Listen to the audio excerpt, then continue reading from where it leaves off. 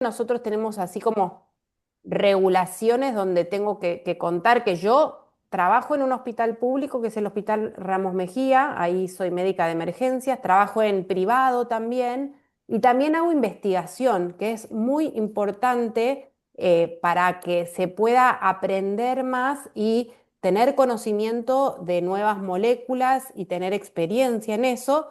Y por eso tenemos que mostrar esto, que es todo el apoyo que recibimos para poder seguir avanzando en la medicina que hoy practicamos.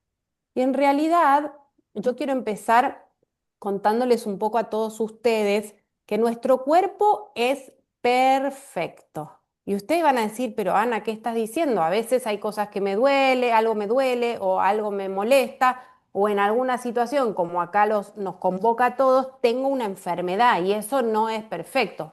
En realidad, la enfermedad aparece cuando algo en nuestro diseño perfecto se desordena.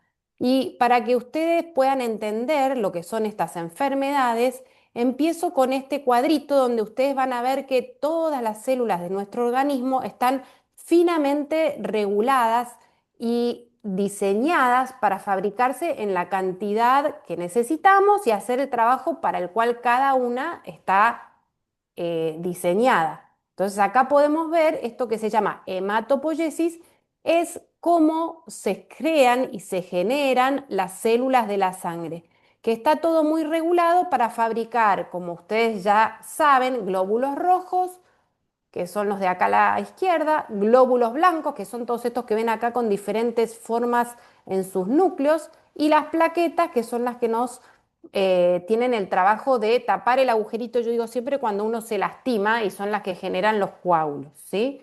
Y cada una de estas células nace y se genera a través de la diferenciación de una célula madre que en realidad tiene un fino mecanismo de regulación por diferentes sustancias que se generan en nuestro cuerpo que le van a decir a esa célula madre que se tiene que transformar en glóbulo rojo, en glóbulo blanco o en plaqueta, que son estas sustancias que yo les puse acá como EPO, trombopoyetina y GM, para que ustedes lo entiendan, que son las que dicen fabrica más o fabrica menos, ¿sí? ¿Y qué es lo que ocurre en estas enfermedades? Alguna de estas células se enferma y se hace independiente de esta señal que le dice fabrica más o fabrica menos, entonces hay un crecimiento anormal en la médula donde se exagera la producción de alguno de los elementos de la sangre. Y esto ocurre en forma lenta, paulatina, crónica, por eso decimos que son neoplasias mieloproliferativas crónicas, ¿sí? ¿Y qué pasa? En realidad, la enfermedad que nos convoca hoy, que es la mielofibrosis, esto es algo que es lento y progresivo y entonces los pacientes van a recurrir a nosotros los médicos por diferentes problemas de salud o síntomas o cosas que les aparecen. Y quizás alguno de ustedes se vea representado en alguna de estas y un camino largo hasta llegar a ver al hematólogo, porque a veces, ¿qué pasa? De repente pueden tener, por ejemplo, pocas plaquetas o un vaso aumentado de tamaño y entonces tengan una hemorragia digestiva como primera manifestación o sangrado en varices del esófago o gota y dolor de los huesos y eso lo lleva no al hematólogo, lo lleva al clínico o a veces incluso al traumatólogo por dolores de las articulaciones. Otras veces es una enfermedad que puede tener como presentación primera picazón de la piel o moretones. Entonces la persona que tiene estos síntomas, ¿a quién va a ir a ver primero? Me pica la piel, voy a un especialista en piel o al clínico. Y es una enfermedad que hay que pensarla para poder descubrirla.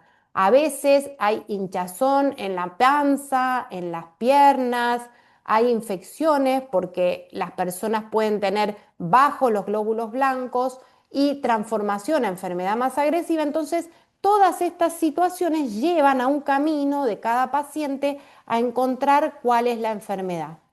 Otras veces lo que pasa es que se hacen un control de salud y aparecen los glóbulos blancos, rojos o plaquetas alterados y ahí va la consulta con el hematólogo que vamos a hacer el caminito para llegar al diagnóstico. Entonces, para hacer el diagnóstico y poner el nombre a la enfermedad, para después ver cómo podemos ayudar a cada paciente, nosotros necesitamos juntar las manifestaciones clínicas por las que consulta el paciente y luego tenemos que hacer estudios de la médula ósea para ver la anatomía patológica, qué está pasando en ese lugar donde se fabrican las células de la sangre, que van a estar todas esas células que les mostré en el primer cuadrito. Entonces vamos a ver si hay muchas plaquetas, si hay pocas plaquetas, si hay muchas de las células que las generan, si están juntitas, si están gordas, si están deformes o están normales. Lo mismo con los glóbulos blancos, lo mismo con los elementos de la serie roja. Y además de eso necesitamos hacer estudios especiales porque en general en estas enfermedades la gran mayoría tiene alteraciones genéticas y eso es lo que pone el sello de diagnóstico a esta enfermedad. Entonces, para que ustedes entiendan cómo nos paramos nosotros frente al paciente, es que los diagnósticos son minuciosos y difíciles porque hay muchas enfermedades varias que se pueden parecer. Todas las neoplasias mieloproliferativas pueden compartir características. Y entonces, cada tantos años se vuelven a revisar los criterios para decir, este paciente tiene tal enfermedad y se pone como un sello de diagnóstico para después poder darle el mejor tratamiento, ¿sí? Y acá, como pueden ver, tenemos criterios mayores y criterios menores, pero en realidad lo que les quiero mostrar es que los hematólogos tenemos una característica particular con otros médicos, que es que siempre tenemos la herramienta de agarrar una gotita de sangre y mirarla al microscopio, y entonces podemos ver, inferir qué está pasando en la médula ósea cuando vemos esa gotita de forma de glóbulos rojos que tienen en gota, como ven acá, o estos elementos que son de la serie que fabrica los glóbulos blancos que están afuera en de la médula ósea y no deberían estar. Entonces, cada uno de estos criterios nosotros los vamos a ir chequeando. Si hay muchos glóbulos blancos, eso quiere decir leucocitosis, si hay anemia, que hay pocos glóbulos rojos, si el vaso está grande, y todas estas características, lo mismo que las mutaciones como les estaba contando. Y con eso nosotros podemos decir, bueno, este paciente tiene mielofibrosis. Ahora, para llegar a cumplir todos estos criterios, van a ir viendo que hacemos estudios. Entonces viene el paciente y tiene, por ejemplo, muchos glóbulos blancos, muchas plaquetas o anemia que no entendemos la causa. Si pensamos que puede ser alguna de estas patologías, porque vemos algo característico, así como les estoy diciendo, hacemos el estudio de las mutaciones en la sangre periférica, que sería este puntito 3 de acá, ¿sí? Y ustedes van a, seguramente los que tienen enfermedad o algún familiar, van a saber si tienen una mutación JAK o CALR o MPL. Y si nosotros vemos que hay una mutación, ya sabemos que hay una enfermedad de esta familia de enfermedades. Y ahí es que sí o sí tenemos que ir a realizar la biopsia de médula ósea, como pueden ver acá, que es el criterio mayor 1, para ver qué está pasando en la médula y si hay fibrosis. ¿Y qué es una biopsia de médula ósea? En realidad lo que se hace es tomar una muestra del lugar donde se generan las células de la sangre, que en la persona adulta hay en el esternón y también en la cresta ilíaca, que sería acá al costadito de la cadera, no es en la columna vertebral, sino que es acá al costadito donde nosotros ingresamos con una agujita y tomamos material de lo que se encuentra aquí en la parte de la grasita o a veces uno dice el caracú del hueso. Y de eso tomamos material para evaluar las células, la forma, el tamaño, etcétera, y también para hacer el estudio de la anatomía patológica, que normalmente, acá les muestro para que ustedes vean cómo trabajamos nosotros los médicos, miramos con el patólogo todas las células que están trabajando y formándose en la médula ósea de cada paciente. Yo esto se los muestro para que ustedes sepan todo lo que nosotros estudiamos y aprendemos para poder ayudar a cada persona que viene a pedir una consulta, ¿no? Y a lo que nosotros necesitamos entender para ofrecerles el mejor apoyo y tratamiento. Como ven acá, estas células gordas son las que fabrican plaquetas que en la mielofibrosis se colocan así todas juntitas y se ingresan a veces acá a los vasos sanguíneos, como ven, y aquí podemos ver cómo en tinciones especiales se empiezan a ver fibras de endurecimiento de la tierra donde tendrían que crecer estas células de la sangre. Entonces lo que ocurre es que en una médula ósea de un paciente con fibrosis encontramos estos hallazgos y vemos estas fibras de reticulina que se entrecruzan y que lo que yo explico muchas veces a los pacientes es que la tierra donde tienen que generarse todas estas células de la sangre se ve como endurecida y se ve entorpecida esta normal fabricación de células y entonces ahí es donde se manifiesta más aún la clínica de esta enfermedad, ¿sí? Como ven acá, estas rayitas negras serían las rayitas de esta fibrosis. Y en realidad hubo mucho avance a partir del 2005 y acá lo que estoy mostrando son los títulos de todas estas revistas científicas, que es lo que nosotros leemos de los avances, estudiamos de libros, pero también de todas las cosas que se van descubriendo y se van publicando. Y acá, como pueden ver, cuando se empezó a entender qué pasaba en estas células enfermas, se vio que la gran mayoría de los pacientes tenían una mutación especial que se llama JAK2. Y eso es lo que yo les quiero explicar, porque a partir de este descubrimiento que lo hacen dos grupos de investigadores en distintos lugares y después se valida para todos los pacientes que tienen neoplasias mieloproliferativas, es el rol que tiene esta mutación en que se pierda el control de cuánto tiene que trabajar esa médula ósea y como yo a veces explico, se pone como encebador y trabaja alocada, ¿sí? Entonces, ¿por qué les expliqué todo el diseño de cómo se generan las células normales de la sangre? ¿Se acuerdan que yo les dije que están estas sustancias que le dicen a la célula madre y a sus descendientes cuántas células tienen que fabricar? ¿Cuándo necesito más glóbulos blancos? ¿Cuándo freno? Todo eso está regulado. Pero cuando existe esta mutación en esta molécula que acá la ven, esto sería una célula, que es como una bolsita que es la que tiene que hacer su trabajo. Aquí, sin necesidad de que venga el mensaje para decirle fabricá más células hijas y crecé y multiplicate, cuando existe la mutación, ¿qué es lo que ocurre? Aumenta el crecimiento y la señal de fabricar más células y que no se mueran y que se acumulen. Y en ese caso es en el que podemos ver como aquí está desregulada la proliferación o la multiplicación, el crecimiento de las células de la sangre. Esto es importante que ustedes lo entiendan porque les voy a explicar los avances que vinieron a partir de este descubrimiento. Entonces, como les estaba explicando, por si necesitamos así salir un poquitito de lo chiquitito y microscópico hacia algo más grande, todo nuestro organismo está compuesto de células. Cada órgano tiene células con diferente forma, tamaño y trabajo que hacer. Y siempre se están renovando y regenerando. Entonces, cada célula tiene en el núcleo, que es esa zona oscura que se ve en el centro, todo el material genético que le da la orden de cómo trabajar y qué es lo que tiene que hacer. Y aquí, en estas enfermedades, se han descubierto no solo la mutación JAK2, sino también otras mutaciones. Y las neoplasias mieloproliferativas más comunes son la policitemia vera, la trombocitemia esencial y la mielofibrosis. Y ustedes más de uno ya habrá escuchado que si bien uno puede tener mielofibrosis, hay ocasiones en las cuales la mielofibrosis se presenta de primera vez, es primaria, o viene de una policitemia vera o de una trombocitemia esencial que evolucionó a una mielofibrosis. Entonces, cualquiera de estas neoplasias tiene mutaciones que generan este cambio que les estaba explicando de que se pierde el control para la fabricación de células, ¿ok? Entonces se fabrica de más y esa médula está como hiperactiva y también podríamos decir inflamada. Esa palabra tan importante y que está tan de moda en muchos lados, está con inflamación.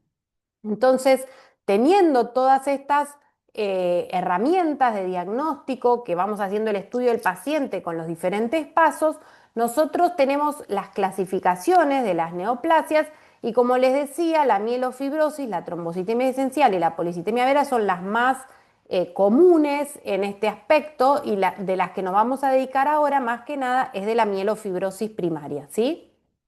Entonces, ¿Cuáles son los principales problemas clínicos? Yo les mostré por qué puede ser que un paciente vaya a la consulta. ¿Cómo puede llegar un paciente al médico teniendo después al final mielofibrosis? ¿Sí?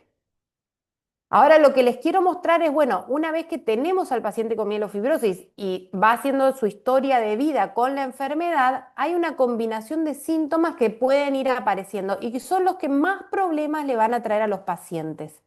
O sea, los problemas más importantes son, por un lado, citopenias. ¿Qué quiere decir eso? Que hay bajos recuentos de glóbulos blancos, de glóbulos rojos y de plaquetas. Y lo que más afecta a los pacientes en este aspecto es la anemia, porque da muchos síntomas.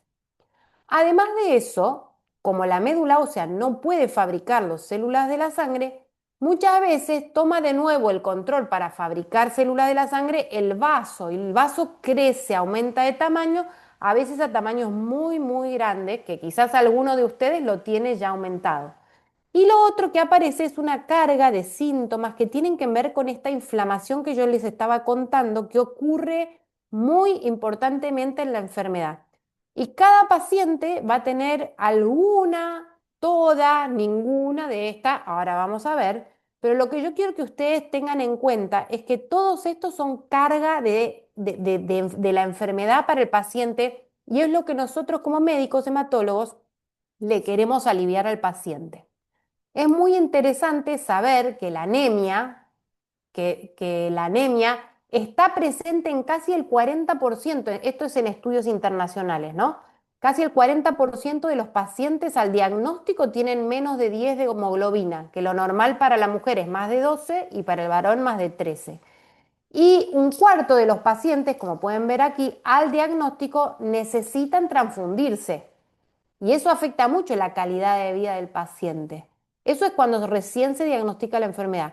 Y en la evolución, en el tiempo, esto es lo que más afecta la calidad de vida de los pacientes, en la evolución más pacientes van a tener anemia y más pacientes van a tener requerimiento transfusional. Entonces esto es un problema, siempre fue un problema muy grande en los pacientes con mielofibrosis. Y cuando tenemos el diagnóstico, nosotros vamos a ver cuál es el pronóstico de mi paciente, porque a partir de ahí es que le vamos a ofrecer diferentes tratamientos. Entonces, como pueden ver acá, esto es para mostrarles a ustedes, más que nada, una forma de que entiendan cómo pensamos nosotros, cómo abordamos cada caso. Cuando un paciente se diagnostica, nosotros tomamos características de cada persona para poder saber si es una enfermedad que está más avanzada, que tengo que ser más agresivo en el tratamiento o que es algo lento y que no genera tanto problema. Y como pueden ver acá, las personas más grandes, con más síntomas, con más anemia, con más glóbulos blancos, con menos plaquetas, son las que van a estar más afectadas por la enfermedad. Y a partir de ahí es que nosotros vamos a decidir el manejo. ¿Es una enfermedad grave? Sí. ¿Es una enfermedad crónica? Sí. ¿Se puede vivir mucho tiempo con ella? Sí.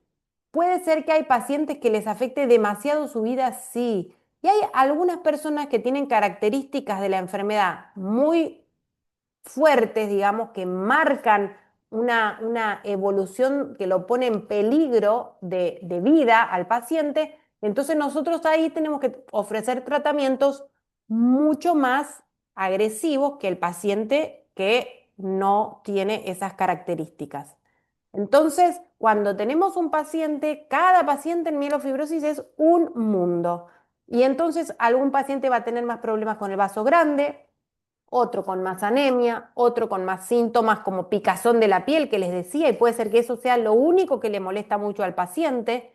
Entonces nosotros medimos la carga de la enfermedad, el impacto que tiene eso en la calidad de vida del paciente y si está en riesgo de evolución a ponerse mucho más grave, como puede ser que se transforme en una enfermedad aguda, ¿sí? Que eso ocurre a largo plazo en algunos pacientes, que son la minoría, pero puede ocurrir. Entonces, con esto nosotros tenemos objetivos. Primero queremos aliviarle al paciente lo que le está pasando. Y además queremos mejorar su supervivencia, o sea, queremos que viva más con su enfermedad y que eso no le genere efectos muy, muy contraproducentes.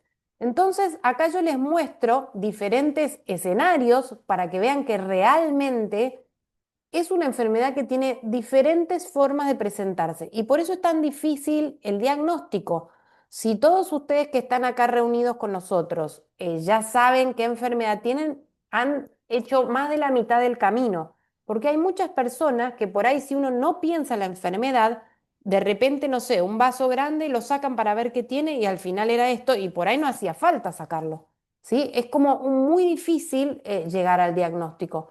Y acá podemos ver pacientes, fíjense, de diferentes edades, ¿sí? Con diagnóstico en diferentes momentos de la vida, donde acá vemos María, por ejemplo, que estos son nombres fantasía, pero son todos casos reales, donde ven que María se diagnostica porque tenía muchas plaquetas y muchos glóbulos blancos, pero es una chica que hace su vida normal, sigue trabajando normalmente, muy eficiente y es más, sigue ascendiendo en su empresa y una persona que lleva su enfermedad con mucha alegría y liviandad en cuanto a la carga que le genera en síntomas, etcétera. Mientras que acá vemos otra chica un poco más grande, Sandra, para que vean y puedan seguir la presentación, donde ella también tenía plaquetas altas y no tenía el vaso grande, pero con el tiempo y la evolución de 2008 a 2017, con la enfermedad, después agregó anemia. Y cuando el paciente agrega anemia, nosotros lo que tenemos que hacer es decir, bueno, a ver, ahora agregó anemia, ¿cambió algo el riesgo de la paciente? Porque la anemia es de los riesgos. Y ahí vamos categorizando y decidiendo, cada vez recalculando, recalculando, viendo qué tenemos mejor para ofrecer a cada paciente. Acá hay un señor mucho más grande, de 78 años, donde él ya tenía anemia, plaquetas bajas, glóbulos blancos bajos, pero también se sentía muy bien. Y aquí vemos otra señora que aún más joven, pero una enfermedad de mucho tiempo de evolución, que se diagnosticó por anemia y evolucionó largo tiempo. Y yo cuando yo la conozco tenía la enfermedad muy avanzada, ya con mucha más anemia y necesitaba transfusiones. Entonces, cualquiera de estas situaciones tienen el mismo nombre de enfermedad y fíjense qué diferente que es la situación. No son todos los pacientes lo mismo, ¿ok? Y así como no son todos los pacientes lo mismo, entonces nosotros nos tenemos que parar a decir, bueno, a ver, ¿qué necesita mi paciente? Lo primero que nos gustaría hacer es que el paciente no tenga más la enfermedad, o sea, curarlo. Y la única opción para curar la mielofibrosis es el trasplante de médula ósea. Entonces, hacer un trasplante de médula ósea es un tratamiento importante que hoy en día está muy científicamente y metódicamente y médicamente aceitado y se logran hacer trasplantes a los pacientes con mucho éxito, pero no deja de ser un tratamiento fuerte.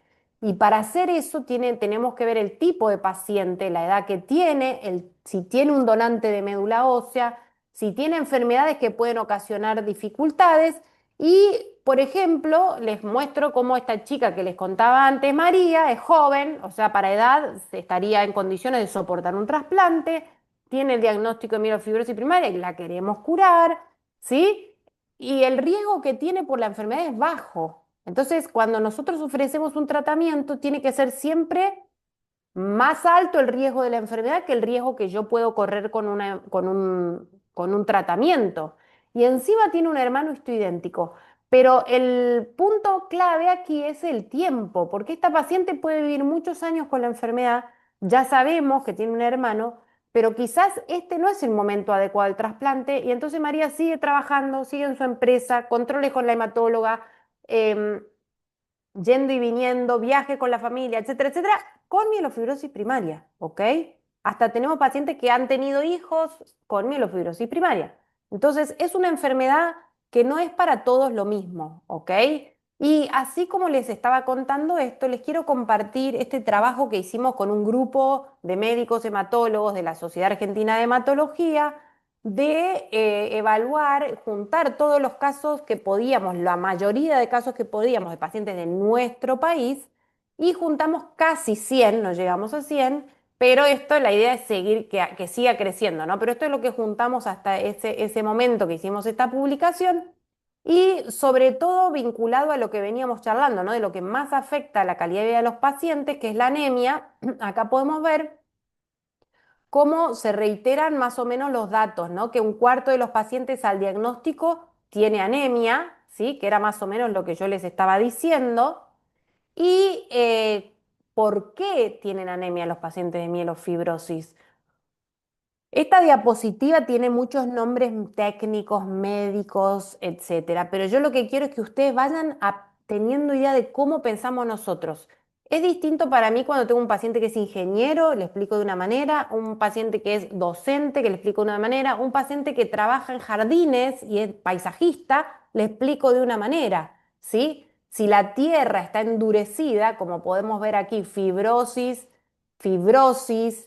en la médula ósea, la tierra endurecida, todas las semillitas que tienen que prosperar y generar la célula de la sangre no lo van a poder hacer óptimamente. Esa es una causa de anemia. Como les comentaba, la inflamación, ¿no? Ahora me sale decirles de los jardineros o de la gente que se dedica a trabajar en la naturaleza. Inflamación, ¿qué quiere decir eso? Si la tierra donde yo quiero que crezca esto está alterada, está ardida, le cayeron algún químico, algún insecticida para matar los yuyos, ese microambiente quedó alterado. Entonces, toda esta inflamación que hay afecta la fabricación, sobre todo de las células que generan los glóbulos rojos. Y además, con esta inflamación, se ha descubierto que hay un mecanismo que está alterado, que es esto que ustedes ven acá que dice hepcidina. Como yo le mostré los receptores de la membrana celular que leen este mensaje, se ha visto que hay un receptor, otro en la membrana, que tiene este nombre raro, ¿sí? ACBR1. Nosotros hablamos así entre nosotros, pero eso lo que hace es bloquear la fabricación de glóbulos rojos nuevos. Si ese receptor está hiperactivado, como ocurre en esta enfermedad, aumentan las señales de decirle a la médula no podés usar el hierro para fabricar glóbulos rojos. Y además, bueno, muchas terapias que colaboran con que al final el paciente tenga estos glóbulos rojos deformes, poquititos y tenga anemia, ¿sí?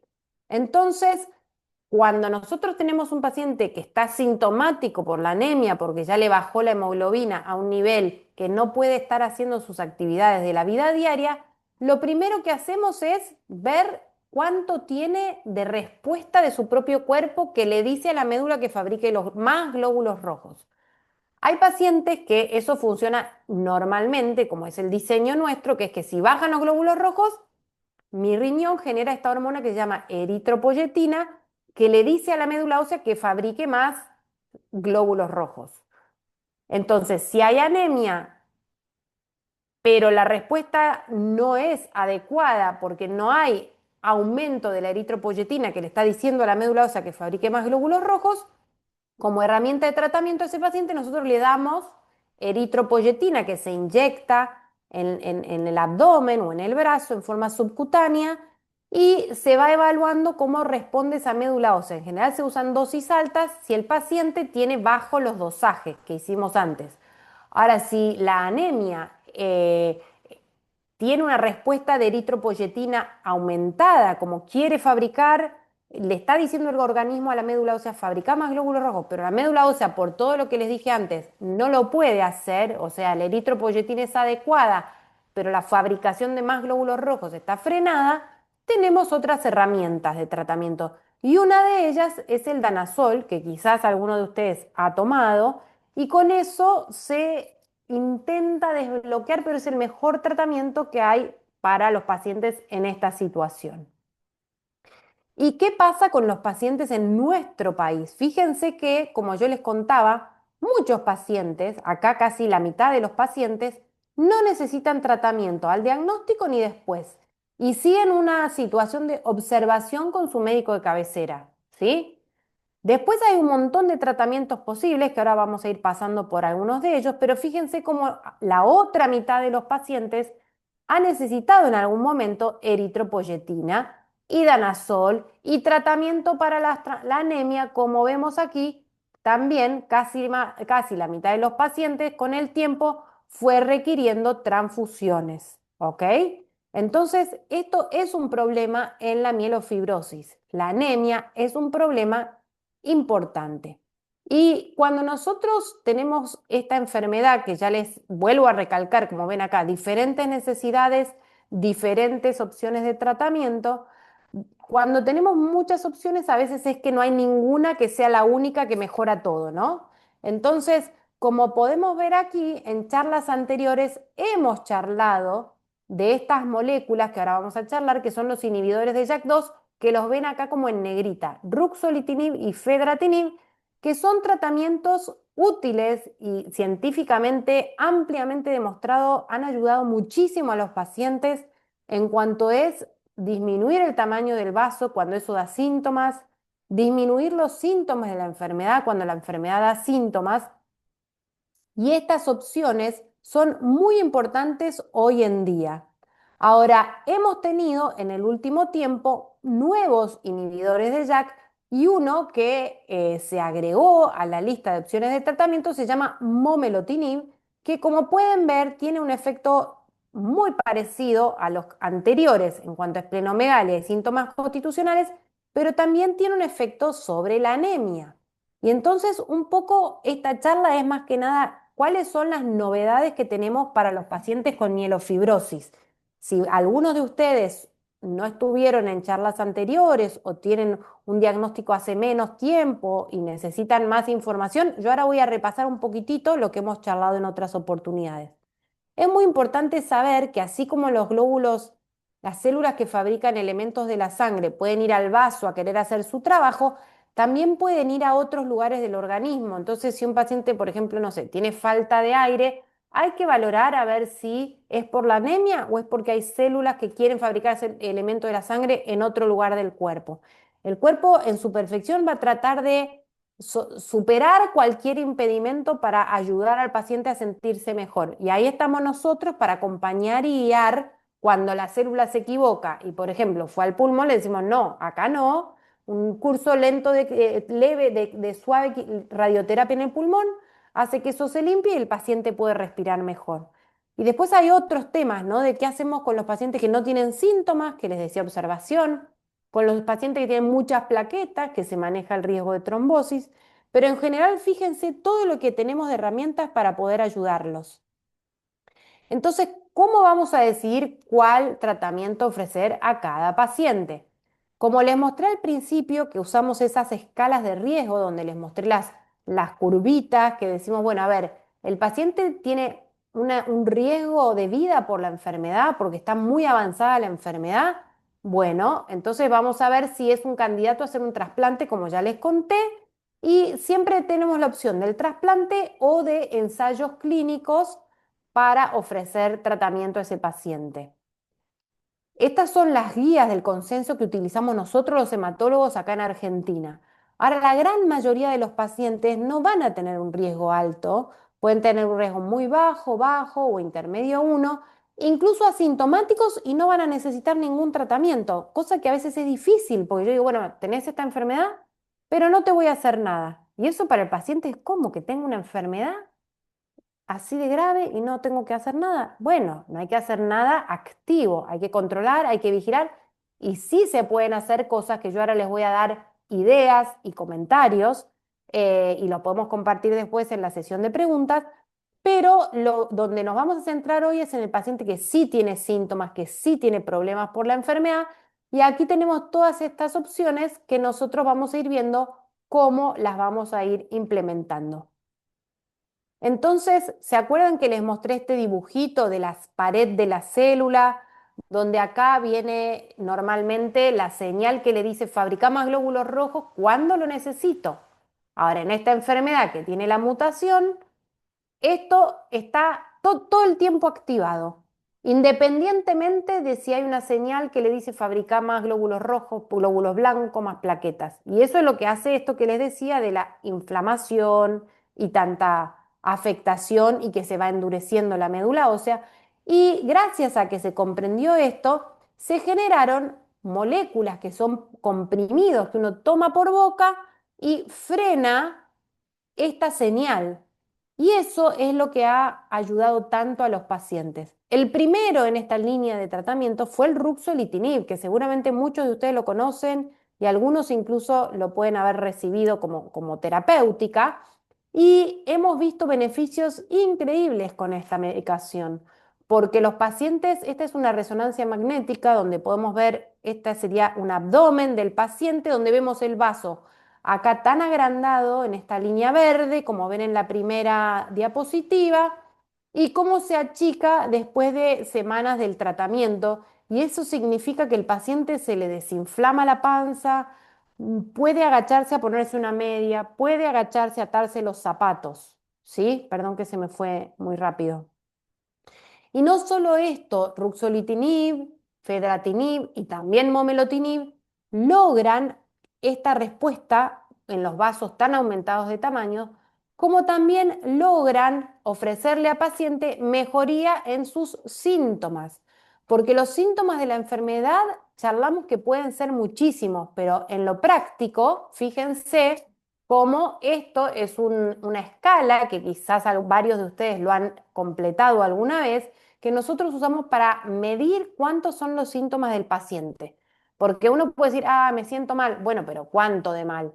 Bueno, me pica la piel. Bueno, ¿cuánto te pica la piel? Como que para poder tomar conductas necesitamos esta información. Y entonces se llena este cuestionario de síntomas donde, fíjense, disconfort abdominal, inactividad, problemas de concentración, sudores, hormigueos, picazón, dolor de los huesos, fiebre y pérdida de peso no intencional. Eso se gradúa de 0 es que no lo tengo y 10 es el peor imaginable. Y con eso nosotros armamos un puntaje y medimos cuántos son los síntomas del paciente. Y acá pueden ver con esas escalas, por ejemplo, como ejemplo, los pacientes que tenían síntomas, acá en la raya del medio se colocan cómo empiezan los pacientes y en naranja podemos ver cómo eso mejora con el ruxolitinib en los primeros estudios que se hicieron y cómo no mejora en los pacientes que reciben cualquier otra terapia, la mejor disponible, en el marco de un ensayo clínico. Entonces, con esto, nosotros tenemos bien evidente en un estudio clínico la mejoría que da el ruxolitinib en los síntomas de los pacientes. Y ahí a los pacientes los podemos ayudar ofreciéndole esto si tienen síntomas, ¿sí? Ahora, ruxolitinib y tantos otros de estas moléculas frenan la señal normal de estas mensajes que tiene la médula ósea para fabricar plaquetas, glóbulos rojos, glóbulos blancos. Y entonces uno de los efectos que trae el ruxolitinib, que es no deseado, es que baja las plaquetas y baja los glóbulos rojos. Entonces los pacientes tienen recuentos bajos de plaquetas, incluso se ajusta la dosis que les damos según las plaquetas, y bajo los glóbulos rojos. Y entonces eso es un problema a la hora de manejar a los pacientes.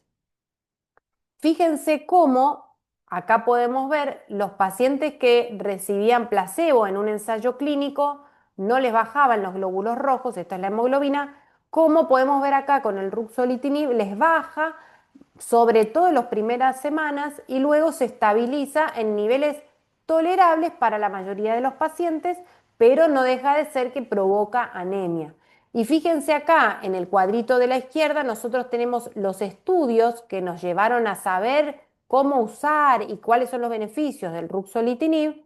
Vemos Comfort 1 y Comfort 2, donde podemos ver cómo estas son las tasas de anemia severa, ¿sí? En los pacientes que toman ruxolitinib, 45%, versus placebo, que es que toman un comprimido que no tiene ruxolitinib, 19%, y aquí 42% y 30%. Entonces, los pacientes tienen anemia con ruxolitinib. Entonces, en ese caso es como que es un problema el manejo del paciente que ya se presenta con anemia para su tratamiento.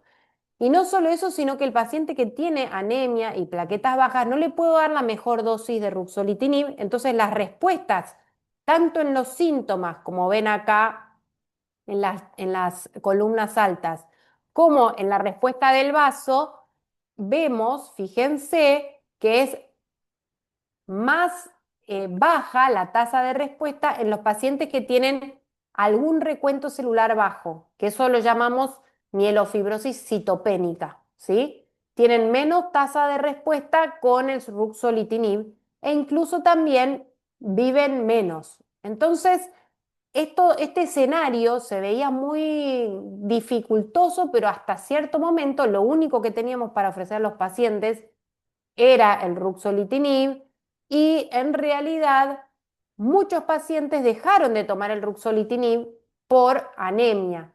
A los 3 a 5 años, más o menos la mitad de los pacientes necesitan otra terapia y hasta hace poco no teníamos otra cosa que ofrecer, pero fíjense cómo acá están todas las causas por las que los pacientes dejan de tomar el ruxolitinib y la más importante es la anemia.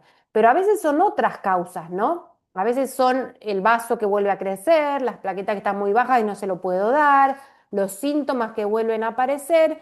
Y como opción hoy, para ofrecer a los pacientes, tenemos nuevas moléculas, que una es el fedratinib y otra es el momelotinib. Son otros inhibidores de JAK para pacientes con mielofibrosis. Estos nuevos inhibidores, ¿se pueden usar al principio cuando el paciente recién se diagnostica o solamente cuando el paciente ya recibió ruxolitinib? No, también se pueden usar como primera instancia de inhibición de JAK2. Y yo lo que les quiero mostrar es que esto es una historia que se va construyendo y cada caso con esta enfermedad es un mundo y hay que ir buscando qué es lo mejor para cada paciente. Para que ustedes entiendan, les estoy dando una clase que podrían hasta rendir un examen, ¿eh? Porque van a aprender, están aprendiendo muchísimo de cómo pensamos y entendemos nosotros las cosas. Yo les expliqué por qué pasa que está acelerado o encebador el motorcito de fabricar las células de la sangre y eso causa inflamación y eso causa inestabilidad en todo ese grupo de células. Fíjense que acá hay otra membrana celular donde está el JAK2 que ven ahí chiquitito en azul y hay otro receptor, que es este receptor que yo les estaba comentando, que es el ACBR1.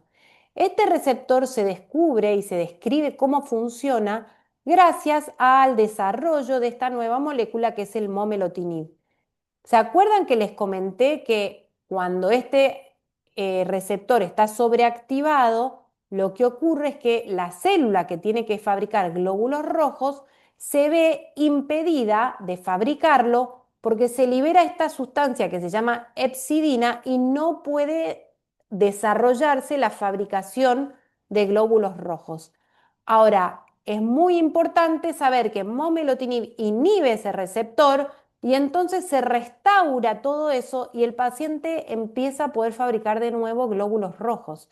Y eso es una cosa muy novedosa para los pacientes con mielofibrosis, tanto primaria como secundaria.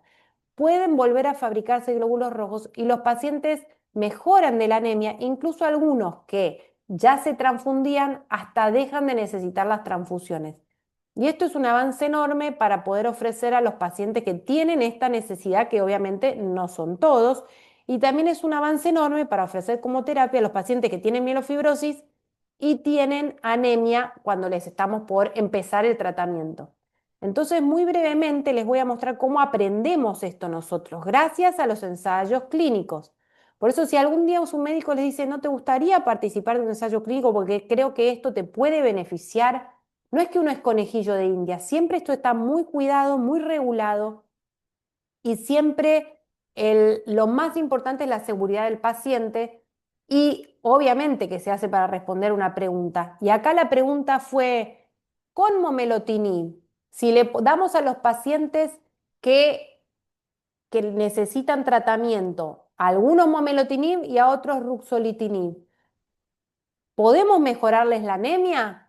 Y como pueden ver acá, este estudio de los pacientes que recién empezaban tratamiento, que se llama Simplify 1, como ven acá, ¿sí? 69% de los pacientes que tomaron momelotinib lograron no necesitar más transfusiones versus casi 40 de los que tomaron ruxolitinib. Y acá podemos ver otra serie de estudios realizados con momelotinib, donde cada color es un estudio, ¿sí? El rojo que ven arriba es el estudio Simplify 1, los pacientes que recién empezaban el tratamiento y eran momelotinib versus ruxolitinib, que ven es esta curvita que va hacia abajo de la anemia que le genera a los pacientes. En azul es un estudio donde los pacientes que se llama Simplify 2 ya habían recibido ruxolitinib y se les ofrece momelotinib. Y en verde son pacientes que tienen anemia, que necesitan transfusiones y un estudio donde se compara darles momelotinib o darles danazol, que se acuerdan que les dije que era el mejor tratamiento para la anemia. Bueno, en todos los estudios se ve cómo mejora mucho más la anemia de los pacientes usando el momelotinib. Y eso, acá lo podemos ver de vuelta, como este estudio que les contaba del danazol versus el momelotinib, fíjense como si uno recibe danazol en esta curva gris, ¿no? Y mejoran los que tienen momelotinib, ok, pero en ese estudio a las 24 semanas, si el paciente no tenía mejora, podía pasar a la rama de momelotinib. Y fíjense cómo hacen un catch-up, los alcanzan mejorando la hemoglobina, aun si no la recibieron de primera instancia, ¿eh? Así que es una droga muy útil para los pacientes con anemia. Y aquí podemos ver lo mismo, cómo los pacientes se independizan de transfusiones con el momelotinib, con las barras más altas que podemos comparar con el danazol. Y esta diapositiva es como parece compleja, pero en realidad lo que yo les quiero mostrar es cómo estudiamos y evaluamos las cosas nosotros para luego tener decisiones de la vida real con los pacientes.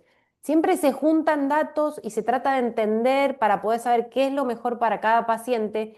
Y en estos dos estudios que yo les estaba comentando, se vio que los pacientes que logran mejorar la anemia e independizarse de las transfusiones, que ya sabemos que es algo que molesta mucho al paciente, en esta situación vemos cómo en realidad también mejora la independencia transfusional y la vida de los pacientes. Los pacientes que logran esto viven más.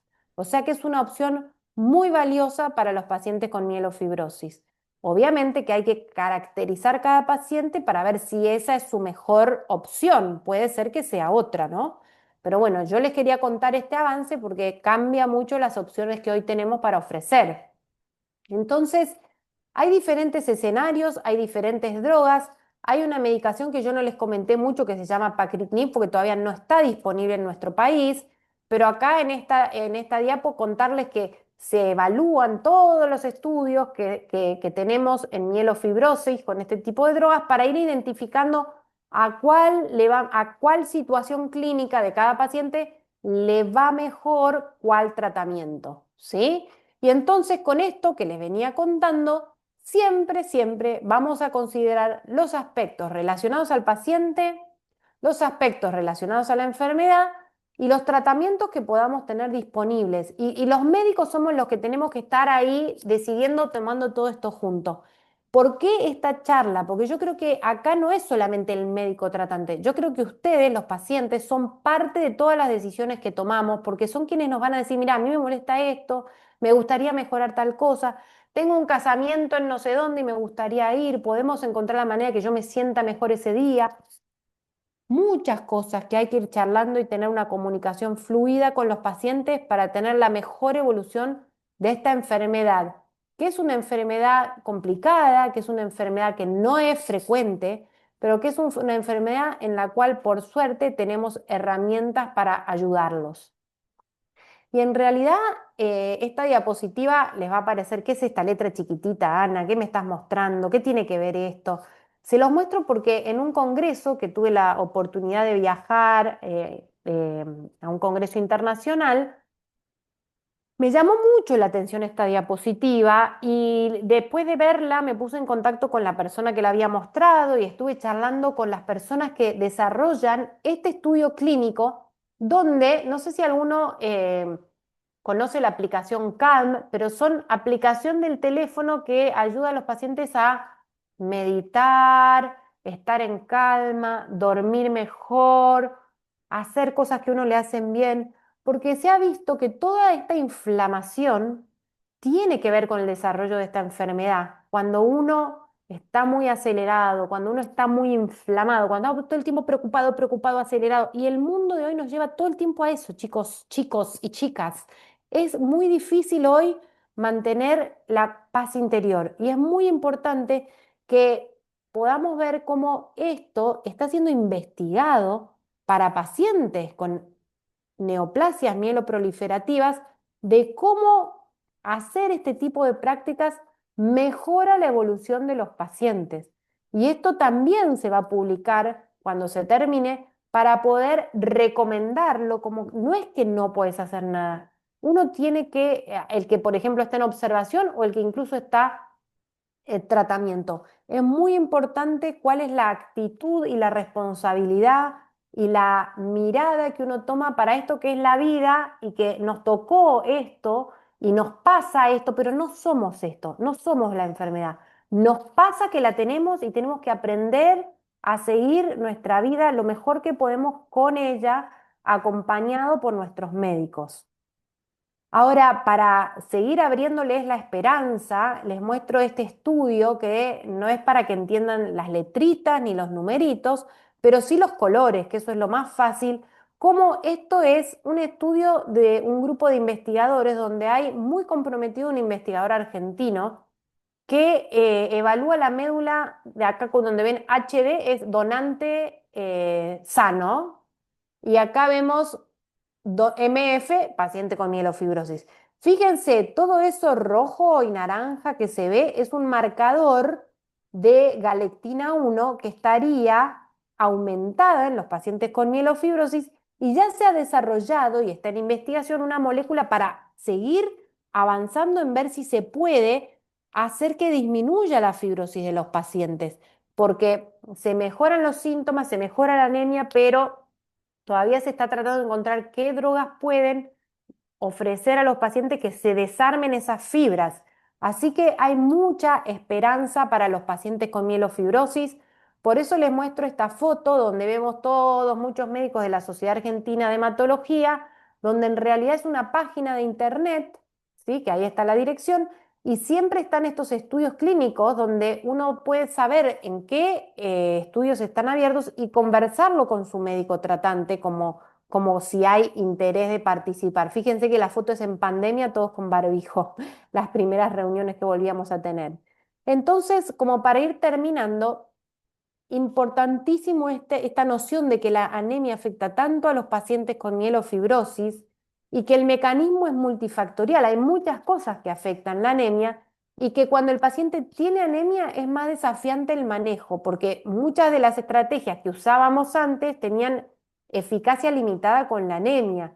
O sea, ruxolitinib transformó el manejo de los pacientes, pero no había mejorado el tema de la anemia y ahora sí tenemos esta molécula, el momelotinib, que actúa sobre este receptor que yo les comentaba, que optimiza el metabolismo del hierro y mejora, permite que esas células vuelvan a fabricar glóbulos rojos. Cada paciente es un mundo, cada lugar de trabajo es un mundo, pero lo que sí quiero que ustedes tengan en cuenta que esto que estamos haciendo hoy y lo que seguimos haciendo todos, tanto desde la Sociedad Argentina de Hematología, de la Subcomisión de Neoplasias Mieloproliferativas, de las charlas que se generan con ACLA y con todos los laboratorios que apoyan, la idea es que se tejan redes de esperanza y de mejorar las opciones para cada uno de los pacientes, obviamente que individualizando caso por caso cuál es la mejor decisión en cada uno y que se puede charlar y que a veces también podamos encontrar algo que cambió y que es mejor otra cosa, pero no se sientan solos y la idea es siempre poder estar colaborando para que esté cada uno de ustedes mejor día a día. Y en realidad yo muestro muchas veces esta diapositiva porque hace tiempo que yo trabajo en el Hospital Ramos Mejía con la doctora Moiragui, que por ahí alguno de ustedes la conoce, haciendo investigación. Como que yo soy su discípula en eso y aprendí un montón, crecí un montón y tuve oportunidad de utilizar nuevas moléculas muy tempranamente, pero desde ahí también damos muchas charlas y yo antes cuando presentaba mis charlas ponía un árbol seco en la diapositiva, como la fibrosis, el árbol seco, que ya no puede generar hojitas. Y fíjense cómo hoy, ya con el ruxolitinib y toda esta comprensión, ya estamos en un otoño, no en un invierno seco o la sequía total del verano. Estamos en situaciones de otoño e incluso con todos estos avances, muchos brotes nuevos que siguen apareciendo para ofrecer a los pacientes. Y es una enfermedad silenciosa, pero yo he hablado muchísimo, así que les agradezco a todos de nuevo estar presentes y bueno, en un momentito vamos a abrir el espacio de preguntas.